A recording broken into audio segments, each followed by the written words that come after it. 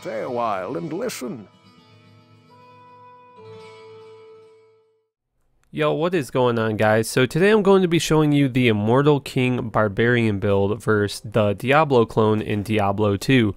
So for a very long time I've heard that the Immortal King set can actually take on the Diablo clone, and I've actually put together a pretty cheap build here to try and take on the D-clone, and it has been successful. So I'm just going to show you guys this complete build in this video, and then just show you guys how well this build can actually solo the Diablo clone.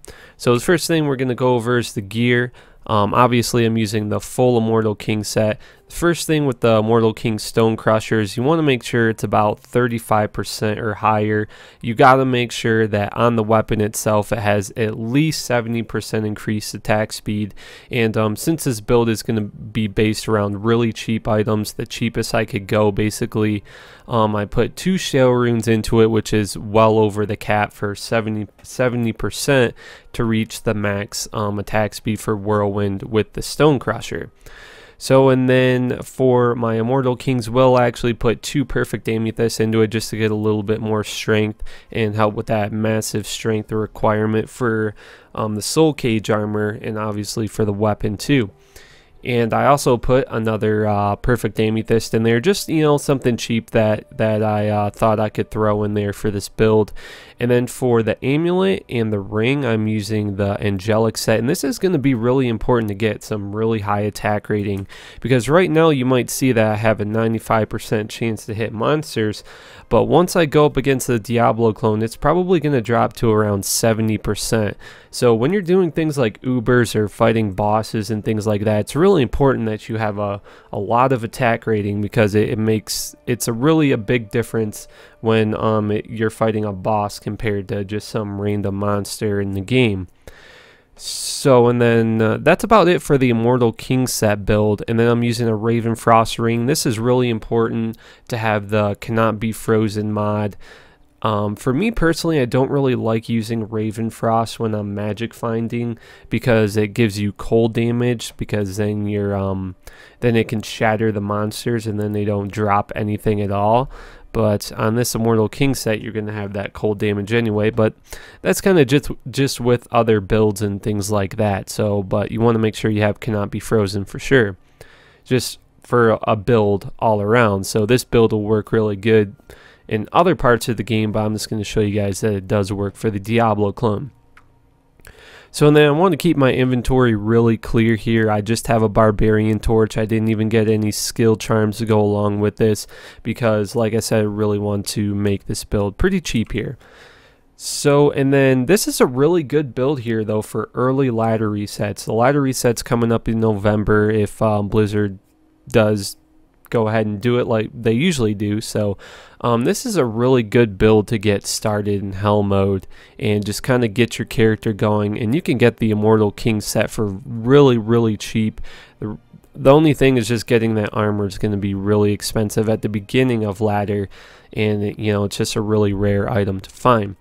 And as far as my mercenary goes, this is really good, and a really good cheap item right here is the Reaper's Toll, and it's because it gives a level 1 Decryptify on striking, which is really good going up against bosses and just overall doing more damage. I put a Perfect Skull in there just so my mercenary can get some more life leech. The Mono Leech doesn't really matter, but that's just a cheap way to go. Then I'm using Duriel Shell, another really good mercenary armor to start off on the early ladder reset. It has Cannot Be Frozen for the mercenary, and it just overall gives a lot of resistance, life. Really good piece of armor right here for really cheap. Same thing with the helmet. I went with Talrash's helmet, and you know, this is also really good to get those resistances, some extra life going there, and even more life leech. So that's really nice to have that. But my mercenary probably isn't going to last very long once we go up to the Diablo clone. So he's probably going to get knocked out really quick, like McGregor. So not like he got knocked out really quick, but he got knocked out. So not that I don't know, that just came to mind. I'm not really a big boxing fan or anything. But so now we'll go over the skills with you guys. So first thing, I put 20 points in the Whirlwind, 1 point into Berserk, and this is in case you run into physical immunes. And then as far as my combat masteries go, I put 1 point into natural resistance, 1 point increased speed, 20 points mace mastery. That's definitely a must for whatever weapon you're using. You always want to make sure you have 20 points into that. And I put 1 in the item find, 20 points battle orders, 1 point in the battle command, and then I have battle cry. I put the rest of my points in the battle cry after all that stuff, just so I can do a little bit more damage to the monsters, and then the monsters aren't doing as much damage to myself. You know, that's just kind of a personal thing you could go ahead and put your points into, and maybe increase speed or something if you want to run really fast, or maybe put the rest of your points into berserk if you want to do more damage when you're doing one hand or single target damage there. So it's all up to you, but you know, it doesn't make, that's a part of the build in many builds in Diablo 2 where it doesn't make or break the build. And then on Switch I have 2 Warcry, 3 of the Warcry skill weapons. You can actually buy these from Mala, and just, you know, check out the merchants every now and then, and you can, I usually get them from Mala, and you know, just keep trying, they'll eventually come up. Another really cheap option to use, I usually use Heart of the Oaks instead, but like I said, I'm trying to go with cheap options here. Then as far as my attributes go, I just put enough points into strength to use my gear, which is probably, it's going to be a lot of strength to get up there to use your Immortal King armor and weapon. But just enough points into strength to use my gear, enough dex to use my gear if there is anything that requires dex. I don't think there is. And the rest of your points is going to vitality, energy, none. So now we're just going to go ahead, and since I'm on Pluggy, all you have to do is sell 1 Stone of Jordan and you can spawn the Diablo clone. Now I'm going to show you guys how well the Diablo clone works versus players set to 1, and then after that we'll go and try and do it on an 8-player game. I actually haven't tried that yet, but we can actually go ahead and see if that works and see how well the Barbarian Immortal King Barbarian set can do in an 8-player game. If he can do it on 8 players, that's pretty insane, especially for how cheap this all around, how cheap this build is all around. So, and then when I go up against the Diablo clone, I usually just whirlwind most of the time. I just whirlwind around, and that's about it. Try to do the whirlwind triangle of death here.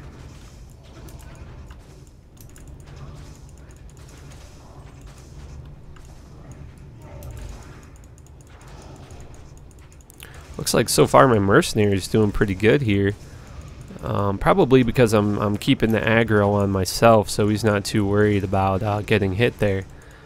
Looks like we already got him down about 10%. It's pretty nice, man. Jeez. Last time I did this, my mercenary died like instantly. Diablo did like the fire hose spell on him, and yeah, he died pretty quick there. Alright, and there we have it. Very nice, dude. Damn, got a 17, 10, 10 Annie. Alright, so that actually went really, really well. So, I mean, as you guys can see, I mean, this is all really cheap gear right here that you're putting out. Getting the Immortal King set is really going to be easy. Getting Angelic set and a Random Ravenfrost is definitely... All these items are going to be really easy to get. Probably the hardest and most expensive items are going to be the Immortal King Soul Cage and the Reaper's Toll. I mean, the rest of this stuff is really basic stuff. You know, the torch is probably more expensive than both of them, but, you know, I don't think it's going to make or break the build either way. Alright, so now we're going to try and do this in an 8-player game and just see how well I can go up against a Diablo clone with players set to 8. So let's see what happens.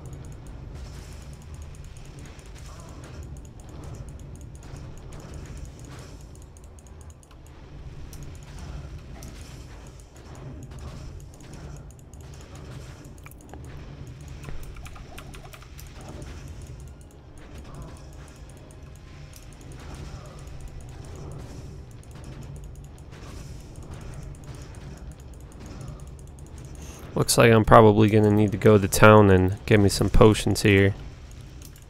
But I'm taking them down. Slowly but surely.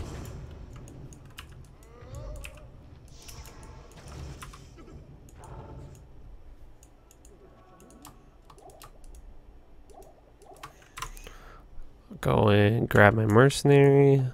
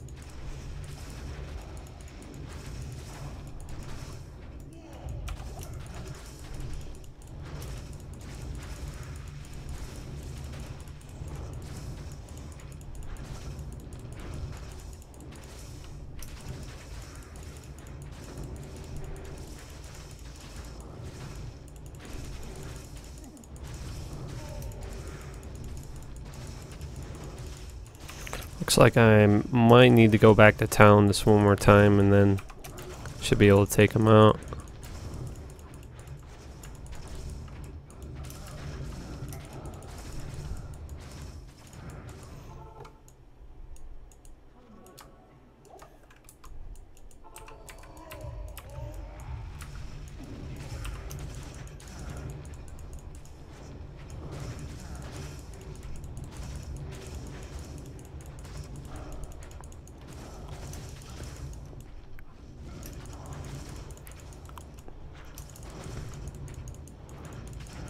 God, man, he's in like the weirdest spot right now.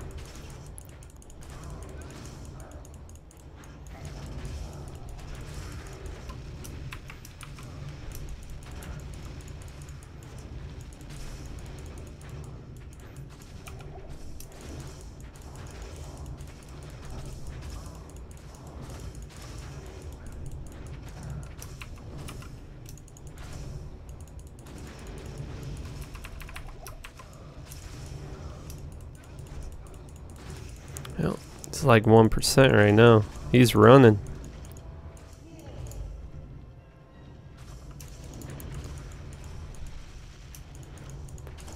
Oh my goodness. Really?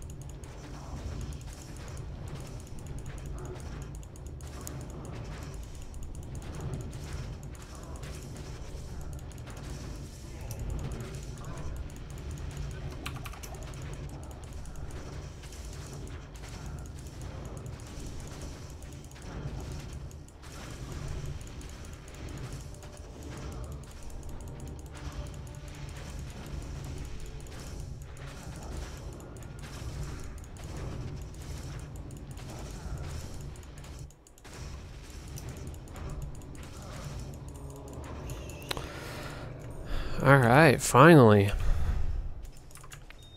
Let's see what we got. 15, 11, 7. Merc's killing the evil forces and shit. Jeez, dude. Thing's got a lot of freaking health.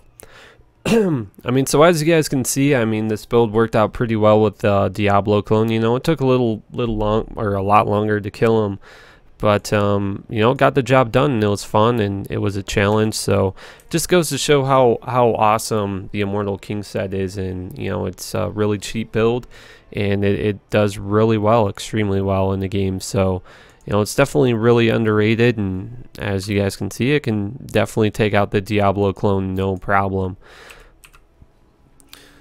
So that's about it for this build, guys. Let me know in the comments section what you guys think about this build. If you guys think it's really good or whatever you guys want to, just let me know in the comment section. And new Diablo 2 videos will be right here throughout the week. Make sure you guys subscribe if you want to keep up with Diablo 2 content, and I will see you guys on my next video.